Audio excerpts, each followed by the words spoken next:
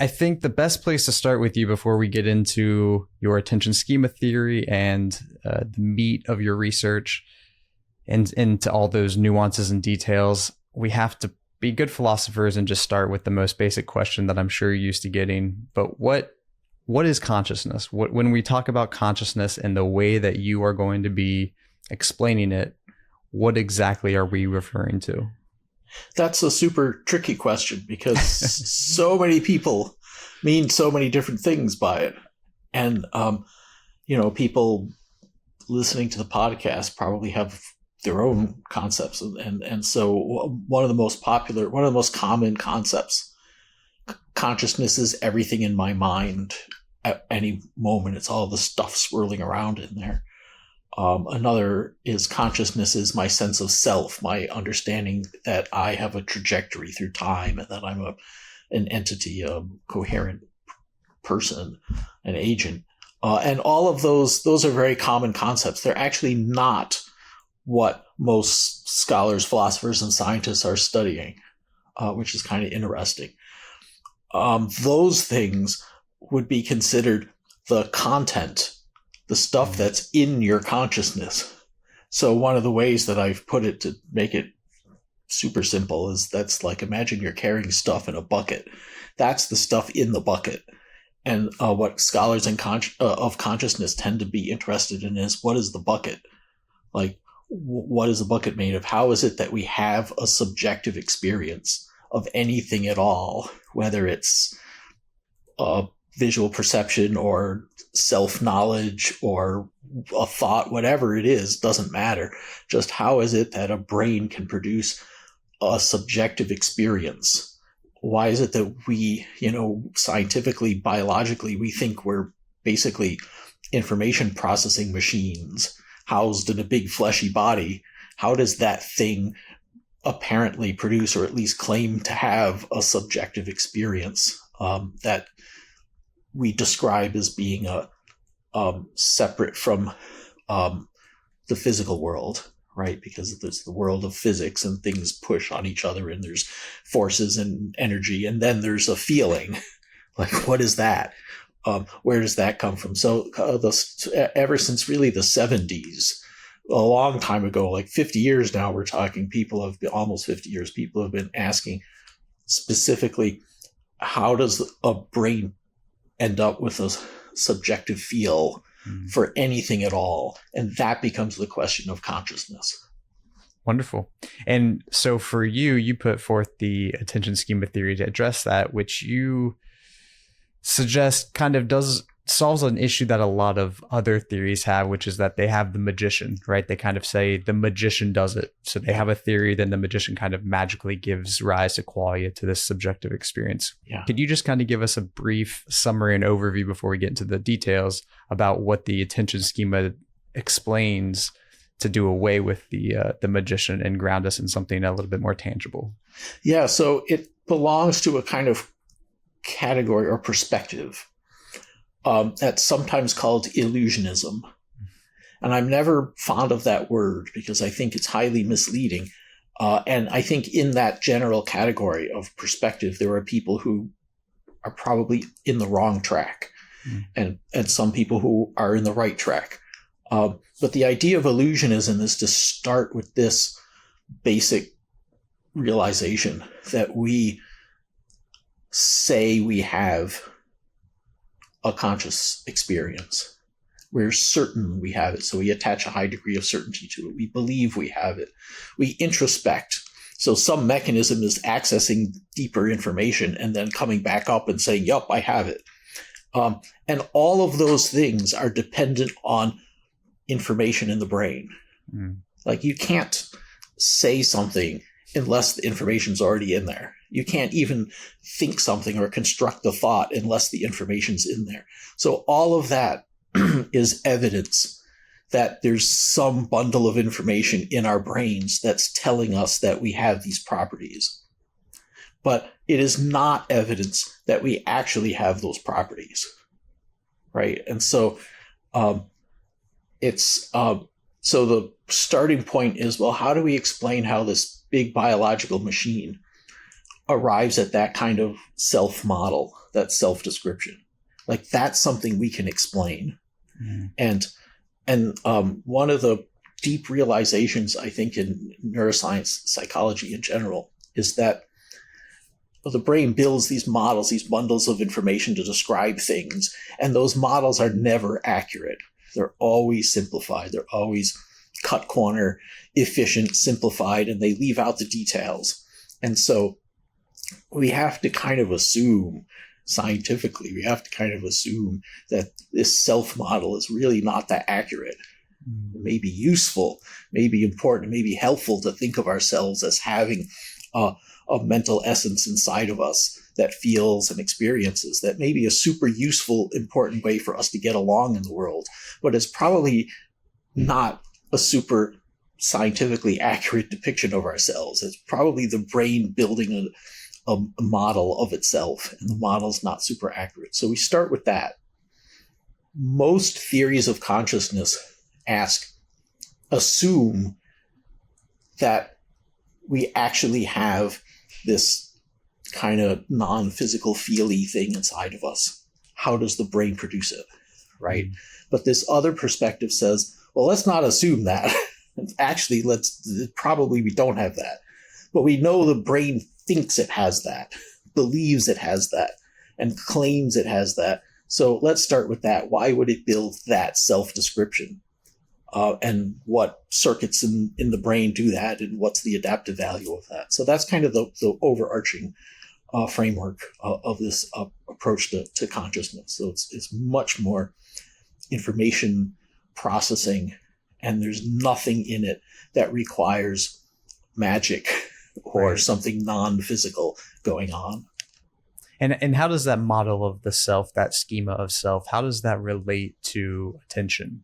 How do we bring attention and awareness into that to kind of bring these two worlds together? Right. So attention. So people study attention in lots of different ways. And of course, this is another one of those words that means 8 different things, depending on who you're talking to. I think attention is the most important process in the brain. I think it's pervasive.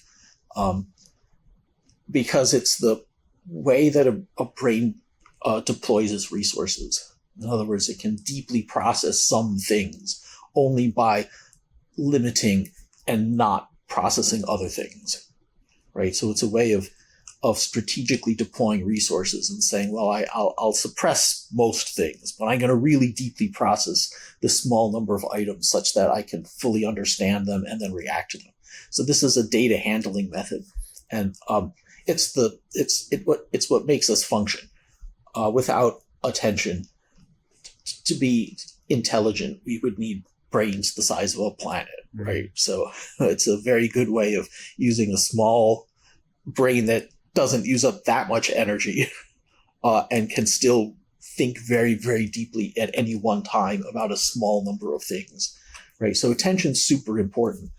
What I think is happening is that the brain not only uses attention, but it also, in some sense, keeps track of what its attention is doing, right? So it's saying it's not just attending to something, attending to whatever it is, your sandwich. It's also, in effect, processing, there's a me, and I'm attending to that sandwich, right? It's building a model, as we say, a chunk of information to describe that state. I am attending to the sandwich. And the model depicts it in a kind of impressionistic way, right? And so the impressionistic depiction is not of my 86 billion neurons. They're all competing, signals are competing. And then some of the signals related to the sandwich are arriving in my parietal frontal networks. Like, that's not what the model is, right? The model is much more simple than that. The way the brain depicts that act of attention is, I have a mind, and the mind has sort of, without any physical components, has just taken possession of the sandwich and vividly in the moment, such that now I can make decisions about that sandwich, right? That's the brain's meta description of paying attention to the sandwich. So that, I think, is the relationship between attention and conscious experience, is that attention is what the brain is doing. Conscious experience is what the brain tells itself it's doing. And if I remember correctly, in the book, at least that I've read through front to back, Consciousness and the Social Brain, you posit that this awareness, or this description of awareness, like when you say I am aware of this thing, that relationship is actually a property that comes along with the stimuli. So if I see an apple that's a red round apple, it's red, round, and it has the property of awareness that I'm a descriptor in a sense. Is that accurate? Yeah. So when we think about properties of it, take the apple. I love apples, so that's why I put it all over my book. Take an apple and you look at it, and your brain builds a model of it. And we're used to that idea of a visual model. I mean, whether people realize it or not, their visual system is building a model of the apple. That's what gives them their visual information about it. And many people think of things like color and motion and shape. Well, let's say color, motion, and location as being properties of the apple. But none of those are. They're actually properties of the relationship between you and the apple, right? So location, more obviously, the apple's a foot in front of me. Like, that's a relationship between you and the apple. It's not just a property of the apple. Color is a complex interaction of the reflectance spectrum of light and ambient light, and as it enters your eye and interacts with receptors in your eye. So that's the interaction. It's a relationship between you and the apple. Motion, of course, motion is relative. I mean, the motion of the apple, as you perceive it, depends on your motion. So all of these things are not properties of the apple. They're relationships between you and the apple.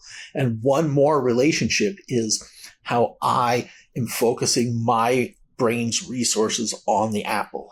In other words, my attention on the apple. And that, we believe, gets encoded in the brain. It gets represented in the brain as another feature of the apple, just like color, just like its location, just like its motion. So there's this other property of kind of feeliness, or as the philosophers would call it, qualia. And because we're attending to that, we therefore have a conscious experience of it. So if you ask yourself, do I have a conscious experience of that apple? To answer that question, you're accessing that particular set of information. That model, that set of information is saying yes, because that is that model's way of depicting you attending to the apple. Right. So it's not that that model allows you to become conscious of it. It's not that your feeling of consciousness emerges from the model. It's that this is a bundle of information that is telling you you have a conscious experience. And when someone asks you, or you ask yourself, am I conscious of that apple? Your cognition accesses that bundle of information, which returns the answer yes. And then you say yes. Right. So, there's a lot of theories around consciousness with mind-body issues, with emergence, and then we have more physicalists. I guess you could even put emergence in the physicalist, materialistic camp. But what I'm hearing from you is you don't even need something that's necessarily emergent. What you have is really just a description. You're living in this description in a sense. Is that pretty accurate? Yes. Yeah. Yes. And so what does that mean for us in terms of the qualia? The qualia then is really just almost like, is really just a story. In the same way the split brain experiments, they would show one hemisphere, a certain prompt, and the other hemisphere would tell a very make-believe story about what the other hemisphere was experienced with full confidence and certainty. And yet the story was just a story. Yeah. That's kind of the same thing here, right? Yes, that's right. I mean, that's exactly right. The only caution I would give is it's tempting to take that kind of account and say, oh, it's just a story. It's a mistake. The brain screwed up. Right. But that's not what's going on. It's actually really important for the brain to build these stories, narratives, and models, without which it cannot function. And it's also really important for those stories and models to be simplified, because there just isn't enough energy and computational processing to build a perfectly accurate account of yourself in the world. It has to be simplified. Yeah. And so it's crucially important. It's necessary for survival. It's not a mistake. But it's also not an accurate account of the physical world. It's the brain's simplified model of what it's doing. Yeah. Well, with that being said, how does this theory jive with something like the work by Princeton or Anil Seth with like the idea of controlled hallucination or predictive processing? Do these two come together in unity, more or less? So the attention schema theory, in a way, plays really well with other theories. Mm-hmm. It latches on to many, many other theories. And those are two, and there's lots of others. It plays particularly well with the global workspace theory. There's even potential links with theories like the integrated information theory and so on.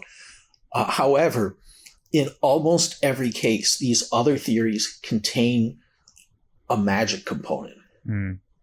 Or they gloss over something, and if you dig too deep, you realize it only works with magic stuck in there, right? Yeah. So essentially, you can come up with a rationalist account, but then somewhere along the line, somebody says, and then the consciousness feeling comes out, right? So there's what this is called the explanatory gap.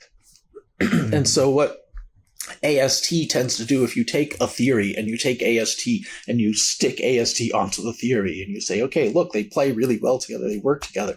However, in a sense, you're radically reformatting that theory and turning it from a magicalist account to this, what people have called an illusionist account.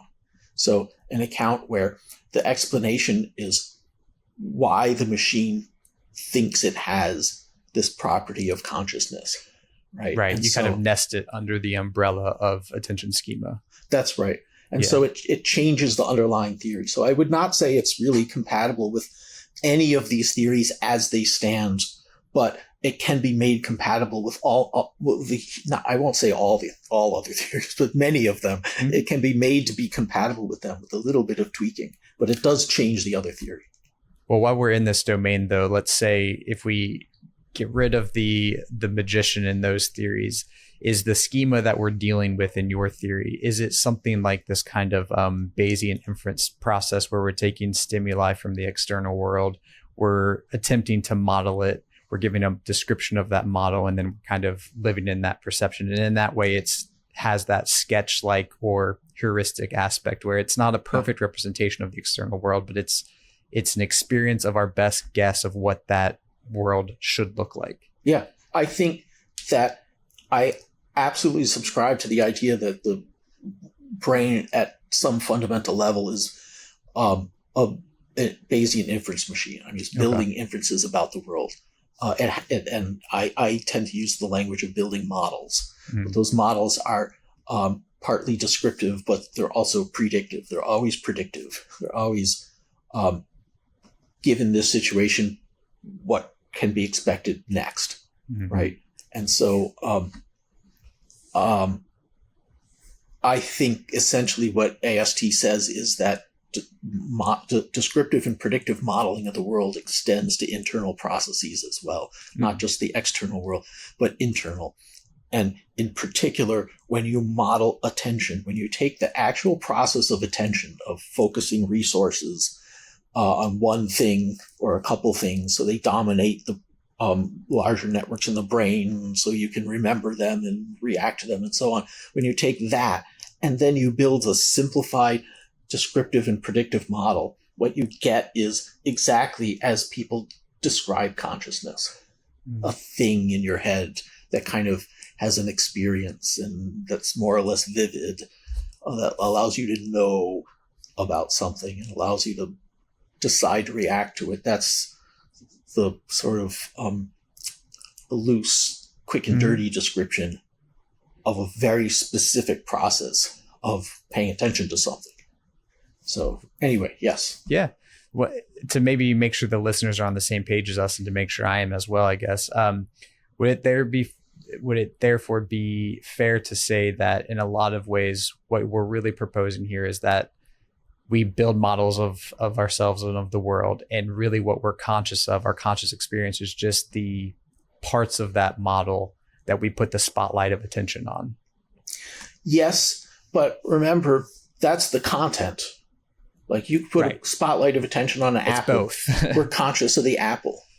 But why is it that we not only say there's an apple and it's red and it's round, why is it that we can also say, and I have a subjective experience of it?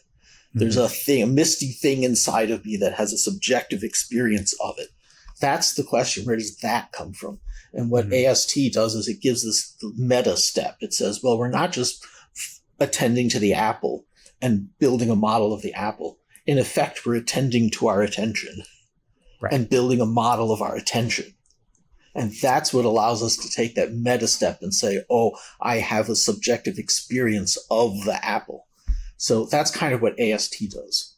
So would it be almost like an information feedback loop in that sense?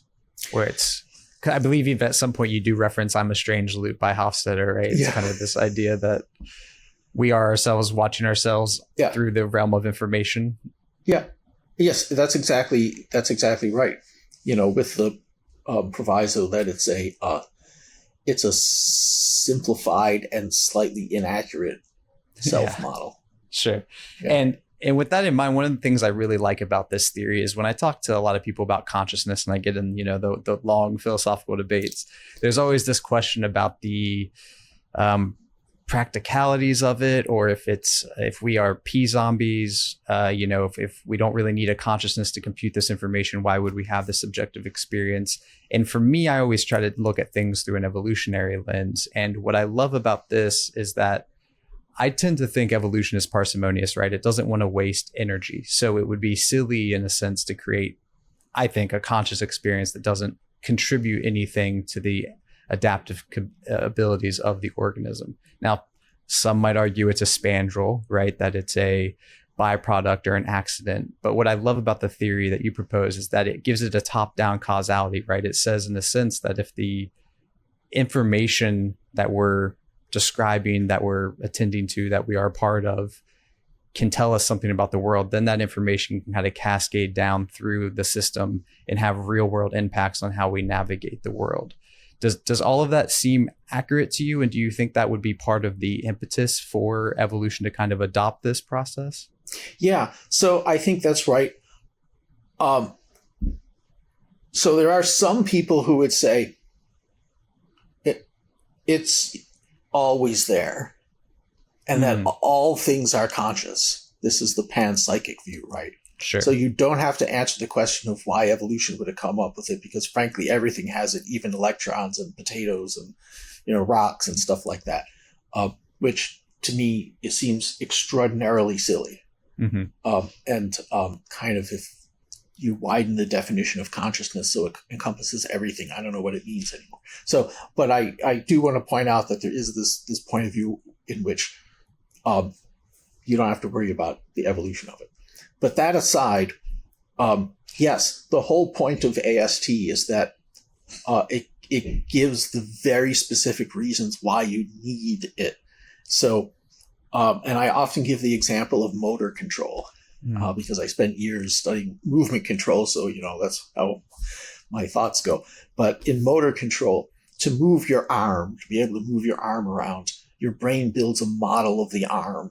It needs a predictive and descriptive model of your arm, where it is, whether external forces are pushing on it, and what the internal signals are doing to it, so that you can know how to move it.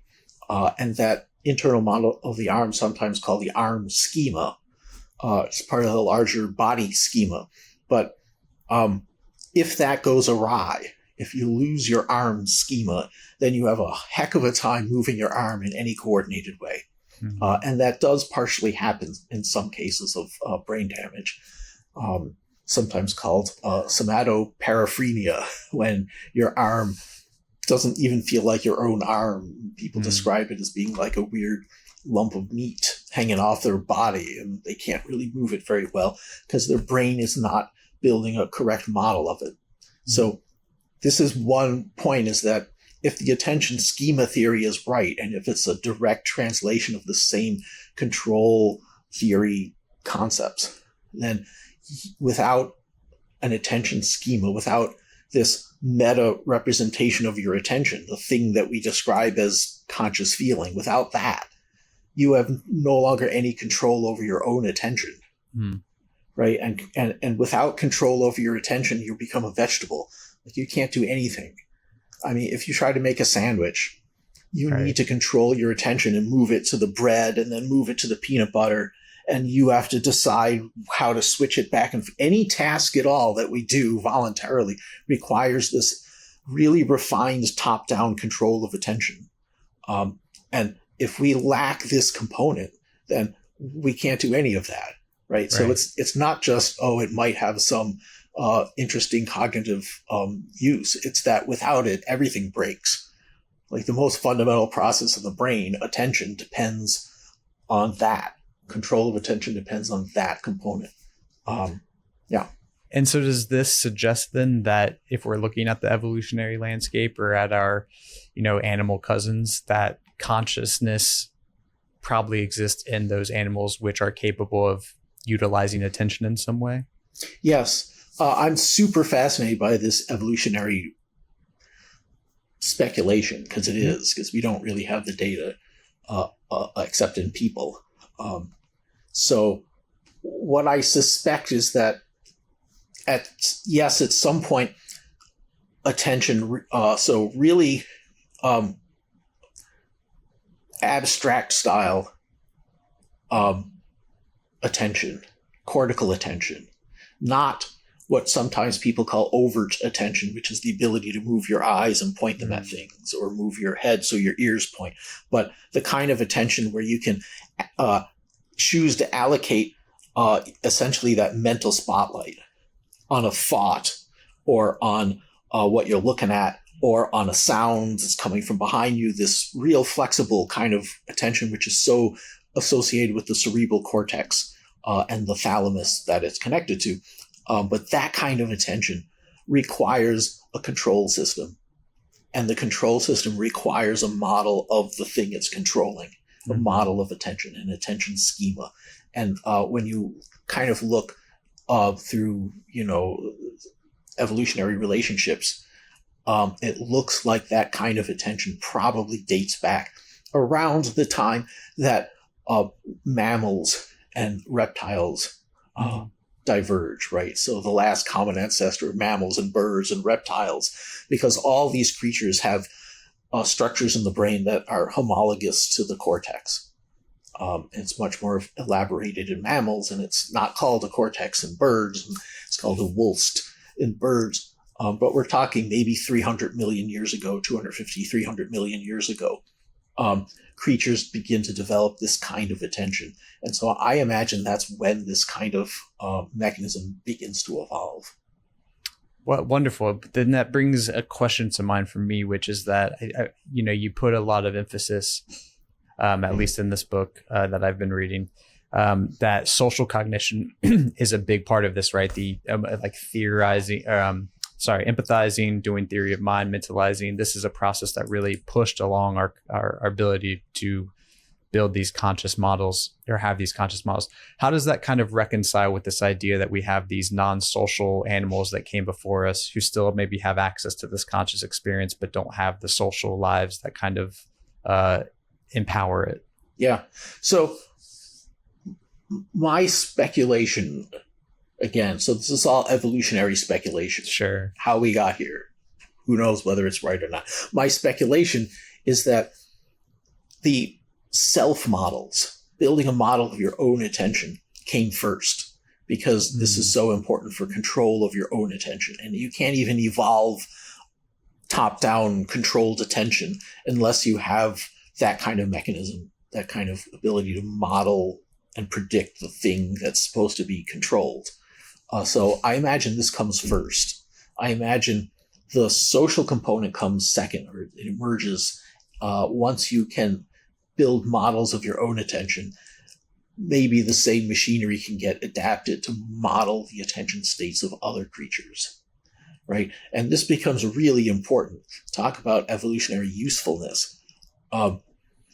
If I'm going to interact with you, whoever you are, whether you're a person or like a lion attacking me or whatever, I need to predict your behavior.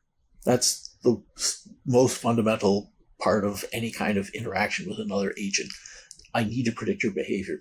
And your behavior is almost 100% determined by what you're paying attention to, Mm-hmm. right? And if I can predict your attention and understand the rules by which your attention shifts and moves and the time course over which it tends to shift and move, I have much better predictive power over you. I can make much better predictions about you. So the very basis of social intelligence and theory of mind is this ability to see, to understand other agents as attentive things, essentially things that have minds that are like spotlights that move around and are focused on something at this moment and something else at that moment. And so the ability to build attention schemas or models of other creatures, I think probably came in as very, very useful for any kind of interaction among agents, but especially for social animals. And for us as humans in particular, I think, we live in a sea of perceived consciousness. Yeah. Other people have it. We have it. We see our pets. Some people see their house plants as being conscious. Whatever it is, this is actually a very natural extension of this evolutionary process, this machinery that is built to attribute attention states or conscious states to the things all around us. Yeah, there's so many places I want to take this. Let's see, I think the first place I'll go with is maybe just like the social brain hypothesis. Does this seem to support Dunbar's work in a sense that the reason we have the advanced cognition that we do is because as we left fission fusion primate lifestyle behind and became fully social primates, that we had so many attentional spotlights to model that our brain kind of had to develop more advanced complexity in order to model all of these attentional worlds around us? I think that's a huge part of what's going on, yes. I mean, I don't know if that's everything. I don't know if that's the sole reason why we have big brains. I think tool use probably also drove huge expansion in our brains. But yeah, I think the social environment that we live in is not only really complex, but it keeps getting more complicated and has been since we started out as a species. Like every time we evolve socially, we make our social environment more complicated, and then we have to adapt to that more complicated environment. Right. And I also think human consciousness I'm sure human consciousness is different from other creatures' consciousness. But also animals that are very social probably, I speculate, have a different kind of conscious process going on. Yeah. Because as you learn to model other agents, model their minds and attribute consciousness to them, that ability feeds back on and changes how you model yourself. And how you model yourself informs how you model others. And there's this big feedback loop. And so the ability to create these models of minds and attribute them to this and that expands enormously in animals that are very, very social. And so, yeah, I think there probably is a kind of a social animal style of consciousness. I might be asking you an impossible question here, so feel free to tell me. You'll get a Nobel Prize if you can answer this, and therefore you can't answer it at this point. But what would those flavors of consciousness maybe look like to your mind? For instance, I'm thinking of IIT. You mentioned it earlier, the integrated information theory, right? And this idea that the more, I guess, interrelated, interdependent the information is in our brain, the richer maybe the conscious level is. For an early mammal versus a social primate. Early social primate versus us. Does AST have anything to say about what that conscious experience might look like or what flavor it might arise in based on how much of this information it can model or how richly it's modeled?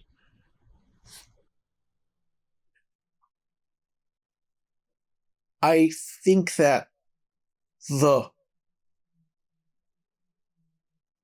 flavor, the specifics of the model are probably tied to the needs of the animal. I mean, that seems pretty safe to me, right? So I'll give you a really specific example of something that emerged in our work that's really, really tiny, but I think kind of illuminating in a way. So one of the things we've tried to do in our experiments is understand how people perceive the attention or the awareness or the consciousness of other people. And we studied for, in particular, visual awareness, visual consciousness. And you look at a picture of a face, and it's looking at something else. And what's going on there? And one of the things we discovered is that hidden under the surface, and people don't know they're doing this. This is interesting. You can only discover this with sort of clever subsurface probes. But under the surface, what people are doing is their social brains are painting moving arrows on the world, essentially saying, oh, there's Bob. He's right now aware of that sandwich. So I'm going to paint an arrow from Bob to the sandwich, and the arrow's moving. It's almost like drawing arrows on, a football game where you're like, this guy's going there and that one's going there. But what people do at a subsurface level, they're building essentially an illusion, if you will, of something streaming out of Bob to the thing he's paying attention to, as a way of being able to keep track, simplifying trick to keep track of who is paying attention to what in a complicated social world, right? And so we do this, we can't help it. You look at a face looking at an object, and you're seeing motion in the in-between space. It's subthreshold. You don't realize it's there, but it is there, and it affects your perception of other motions in that intervening space, right? So we can confirm that this is actually happening. We can look in the brain and find that the visual motion areas are active in the pattern of something flowing from the face to the object that the face is paying attention to, right? So this is a product of, we think, an evolutionary product of brains that are trying to build models of other people's minds in a complicated environment. And so what does this do when you build that kind of little, it's just one tiny component of the larger model of other people's minds. But what that does is it gives us this kind of predisposition to beliefs about mind or consciousness or awareness as a magical entity that can beam out of the eyes, right? And you look across culture for thousands of years, and it's full of this stuff of forces that come out of the eyes, feeling people's attention, poking them on the back of the neck, the evil eye, all of these kinds of mythologies or folk psychologies or intuitions that people have that might be emerging out of this little tiny detail that may have evolved specifically for the social purpose, right? So that's an example of kind of part of the quality of how people think about consciousness, is this floaty energy that can come out of us, that emerges specifically because we evolved to be able to keep track of lots of other people in a room and who's paying attention to what by means of this simple little trick of fabricating motion flowing out of their eyes toward the things they're attending to. So with that in mind, it makes me think of the work that you're talking about a lot in your lab now, which is AI, and that as another flavor of consciousness. How do you make that jump in your mind conceptually from the realm of evolution into something more synthetic like AI and the role that AST plays in it? I think AI is probably the most important domain right now for consciousness research. I think it's where these issues are going to have to get worked out and resolved. I also think, practically speaking, it's the place where consciousness research is going to have the biggest impact on us as a species, right? Because you could think of consciousness research, at least as it was previously, as philosophically fun, and it's interesting, and people can sit around and discuss it and write books about it. And this is sort of cool, but it doesn't really have a lot of practical implication, although maybe it changes your attitude toward the world, and in that sense shapes who you are as a person. But now something different is happening, because AI, building intelligence, artificial intelligence that is potentially 1 trillion times smarter than any biological being ever was, is arguably the most significant transition in our species ever. Yeah. Like, never mind the invention of writing. This is the biggest thing going. But only if the stuff that we loosely think of as consciousness is buildable. Right? Otherwise, it's just a tool. It's just a big backhoe. It's like a backhoe for some intellectual labor. But understanding consciousness well enough to build it, and understanding what that entails and what the risks are, may well be the single most important thing that we do as a species. Right? So suddenly, consciousness research is way more than just a philosophical curio. It's everything. It's our entire future. So yeah, I'm right now very interested in AI. Can we build AST? And if we do, what happens? Right. Does it make AI more prone to social cooperation, like we think in people these mechanisms do? Would it be beneficial? Maybe it would be, or maybe it wouldn't be. We better test it and find out. So that's definitely the kind of thing that my lab is interested in at the moment. How would we go about measuring that, right? Because the difficulty with consciousness in general right now is it's kind of like, well, you're similar to me, and I feel like I have a conscious experience, so you probably have one, but the less similar you become, the less likely I am to give you consciousness as a property that you have. We don't really have good markers or objective like litmus test to say something has accessed this experience of information. Do we have anything, or is there anything I would say that is nascent or emerging, or some kind of like markers that we are starting to see that might be able to tell us this AI is getting something that's a little bit more than just computation? Yeah. So there are people who are trying to come up with these markers. I think they're all on the wrong track. Because I think all of that way of thinking is predicated on the concept that consciousness is an essence that emerges. How do you measure the essence once it emerges? Right? And so you have this machine and you're like, well, it says it's conscious, but how do I know it has the feeling, the inner feeling? Right? And all of that is predicated on the same assumption that derails essentially every other theory of consciousness. The assumption that there's an essence, of essentially metaphysical or non-physical essence of experience that emerges. And then how does it emerge, and how do we even measure it? And that way of thinking, I think, is fundamentally wrong.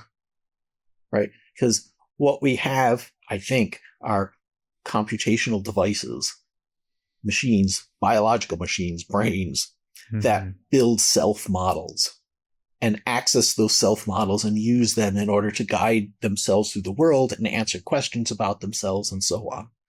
And when you ask those machines, are you conscious? They say yes, because that's what the self-models describe themselves as having, right? So in the world of AST, all those components are in principle buildable, although they turn out to be very tricky and very difficult. They're not straightforward, but in principle should be buildable and testable, right? Because you can test whether it has that model.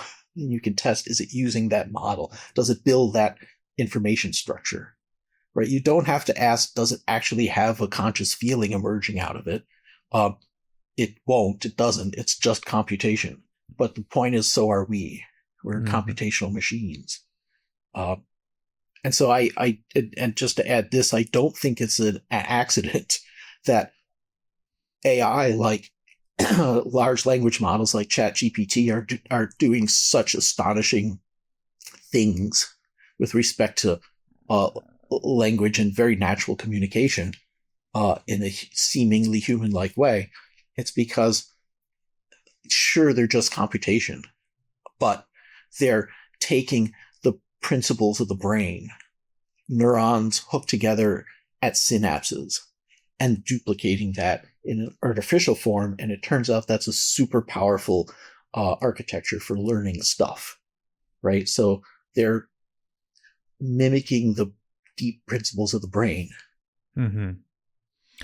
So with that information in mind, like where do you go in your lab? What road do you see as the most promising road to kind of pursue this? I think at some point you called it like almost like making AI not sociopathic, right? So they actually have like the ability to empathize, and you know that the consciousness is important to keep them like pro-social in a sense. But what road do we take to get to consciousness and to get to that pro-social place with consciousness and AI study? Yeah, I think it's been, well, we've been groping bit by bit. And it's not so obvious.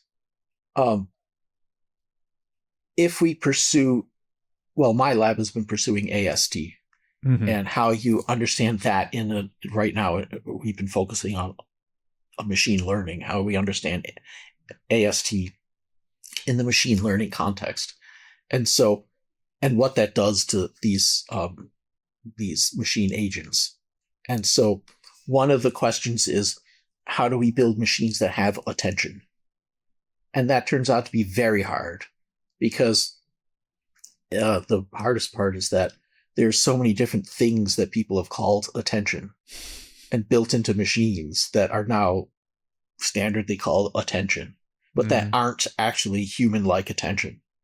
And so it gets very hard to disentangle all this. And how do you get your machine agents to have human-like attention?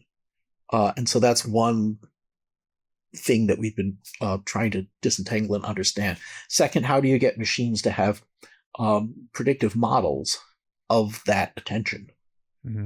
And three, what does that do to the machines in terms of their ability to interact with each other?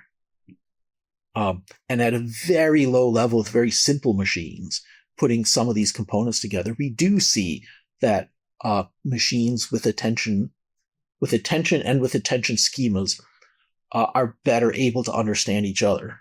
They're better able to predict each other. They're better able to perform cooperative tasks with each other. Because being able to understand, model, and predict their own inner mechanisms make them better able to learn to model and predict the inner workings of other agents. Yeah. Right. So we see some of that. But it's at a very simple level right now. So we're dealing with very simple models. Do you think in the big picture, though, that this is ultimately a problem we can solve? Do you think we will create a theory of consciousness or give empirical backing to it sufficiently enough to really say we have maybe solved this? And even then I'll add to that, and we know how to do it in AI? I think eventually this will settle, but I think it's going to take a very long time. Fair enough. I think that the concept right now, the dominant concept in even the scientific world in consciousness, the dominant concept is still a very magical one among people who would swear that they don't deal in magic and that they're hard-nosed scientists. I think the fundamental pursuit is still how does the essence of feeling emerge, right? And I think we may have to go 100 years before people finally say, wait a minute, what was that stuff? Can't we just what? But I do think that machine learning, AI, is the path that's going to lead us there. I have at times likened it to the trade routes that finally forced the world to realize that the Earth is round, right? Like, nobody really cares if the Earth is round or flat if it has no practical significance. And then the common people and philosophers and religious people could sit around and say, those round Earth guys are crazy, right? But then when it becomes of practical significance and dominates the daily lives of people, then, we may have a resurgence of flat eartherism right now, but most people are like, yeah, sure, the Earth is round. And that dominated in the age of exploration, basically. Yeah. So I think that AI is going to do that, but it's going to take a very long time. I don't think, the kind of work that I do, which, I do because I think is terribly important. I don't think it's going to feel good to people or feel intuitively right to people until long after I'm gone. And then finally people are going to have to come to terms with it and say, wait a minute, computationally, it's got to be this way and not that way. Well, we appreciate your postponement of gratification for that one. We're coming up pretty close on time here, Michael, so I want to make sure I respect your time, but I do want to leave you with a chance to maybe clear up anything that might have felt like it got misinterpreted, to reiterate anything, to tell us about stuff you're working on, maybe research you need participants for, anything at all that you would like to just mention before we come to a close here. No, I mean, I think we're doing, we've done really well. Maybe the only thing I would add here is one of the areas of research that we have right now is it has to do with consciousness. It has to do with machine consciousness, but it's research that doesn't ask, are machines conscious? Can machines be conscious? It's research that asks what happens socially, emotionally, and psychologically to people when they start thinking that machines are conscious. And that's something that's happening right now at a very high rate. Yeah. And it is changing who we are, and it's changing people's reactions and interactions with the world. And so that's something I think is really important for people to think about and study, because we're changing ourselves socially right now. And we don't really know what impact that has on people. Yeah. It's a wonderful question. I'm excited to explore more of it. Michael, I want to just say thank you for your time, man. I really appreciate it. Absolutely. Thank you so much for the conversation.